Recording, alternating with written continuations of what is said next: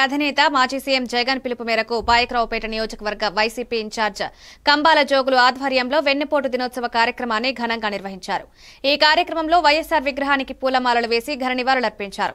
అనంతరం భారీ ర్యాలీగా వెళ్లి తహసీల్దార్ కార్యాలయంలో వినతిపత్రం అందజేశారు. ఈ సందర్భంగా ఆయన మాట్లాడారు. వారు చేసిన హామీలు మరి ఎక్కడ కూడా నెరవేరలేదు కాబట్టి ఈ రోజు మేము రాష్ట్ర వ్యాప్తంగా 175 నియోజకవర్గాల్లో ఎంఆర్ఓ ఆఫీసుకు వచ్చి మేము మరి మీ ప్రభుత్వం చేసిన దానికి మేము వినతిపత్రం ఇవ్వడం జరిగింది. అయితే ఈనాడు ఈ ప్రభుత్వం ఇచ్చిన హామీలు ఎందుకంటే చంద్రబాబు నాయుడు గారికి ప్రజలు మోసం చేయడం అలవాటు, ప్రజలు కూడా అలాగే మోసపోతున్నారు. ఎంతవరకు 2 సార్లు మోసపోయారు. అదేవిధంగా మరి జగన్మోహన్ రెడ్డి చేసిన పరిపాలన మరి ఆయన బడుగు బలహీన వర్గాలకి అనేక సంక్షేమ పథకాలు ఇస్తూ విద్య, వైద్యం, వ్యవసాయం అన్ని విధాలుగా ఈ రాష్ట్రాన్ని సుసంపన్నంగా ఉండేది.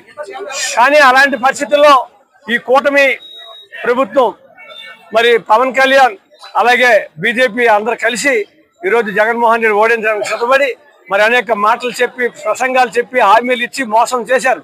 అలాగే ఈరోజు 143 హామీలు వాళ్ళు చెప్పారు. ఈ 143 హామీల్లో ఏది నెరవేరలేదు. మరి సూపర్ 6 అన్నారు.